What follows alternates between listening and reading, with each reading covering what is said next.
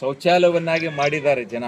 ದಯವಿಟ್ಟು ಸರ್ಕಾರ ಶೌಚಾಲಯಕ್ಕಾಗಿ ಪಂಚಾಯಿತಿ ಕಡೆಯಿಂದ ಶೌಚಾಲಯಕ್ಕಾಗಿ ಅನುದಾನ ಕೊಡ್ತಾರೆ. ನೀವು ಪ್ರತ್ಯೇಕವಾಗಿ ನಿಮ್ಮ ಜಾಗದಲ್ಲಿ ಶೌಚಾಲಯವನ್ನು ಕಟ್ಟಿಸ್ಕೊಂಡು ಮತ್ತು ಬಯಲು ಮುಕ್ತ ಗ್ರಾಮವನ್ನಾಗಿ, ಬಯಲು ಶೌಚ ಮುಕ್ತ ಗ್ರಾಮವನ್ನಾಗಿ ತಾವು ಮಾಡಬೇಕು. ಎಲ್ಲಂದರಲ್ಲಿ ಶೌಚ ಮಾಡ್ತಾರೆ. ಇದು ದುರಂತ.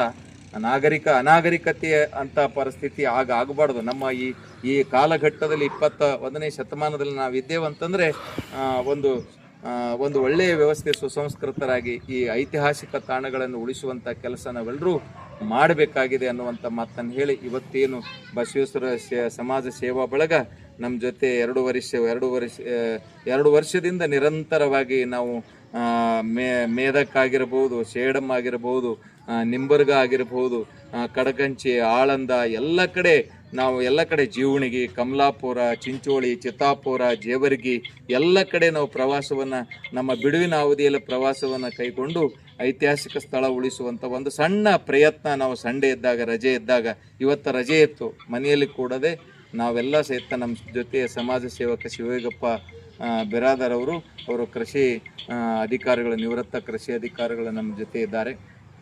ಗ್ರಾಮಸ್ಥರು ತಾವೆಲ್ಲ ಇದ್ದೀರಿ. ಇದನ್ನು ಮುಂದಿನ ದಿನಗಳಲ್ಲಿ ಇಲ್ಲಿ ತಾವೆಲ್ಲರೂ ಸ್ವಚ್ಛತೆಯನ್ನು ಕಾಪಾಡಬೇಕಂತೇಳಿ ನಿಮ್ಮೆಲ್ಲರೂ ಕೈ ಮುಗಿದು ನಾನು ಶರಣಾರ್ಥಿ.